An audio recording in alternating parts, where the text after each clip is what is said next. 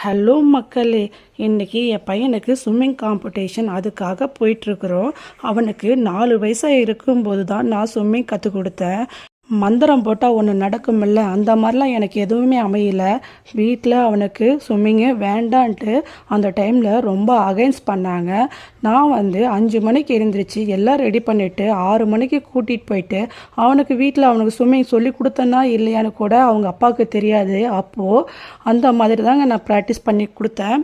நான் இது எதுக்காக சொல்கிறேன்னா, நாம் எந்த சூழ்நிலையில் இருந்தாலும் சின்ன சின்ன முயற்சி நம்ம செஞ்சிட்டே இருந்தோன்னா கண்டிப்பாக மாற்றம் வரும் அப்படின்ட்டு நம்பிட்டுருக்கூடாது. நாம் ஃபஸ்ட்டு மாறணும், அப்போ தான் அந்த மாற்றமே கொண்டு வர முடியும்ன்ட்டு நான் நம்புகிறேன்.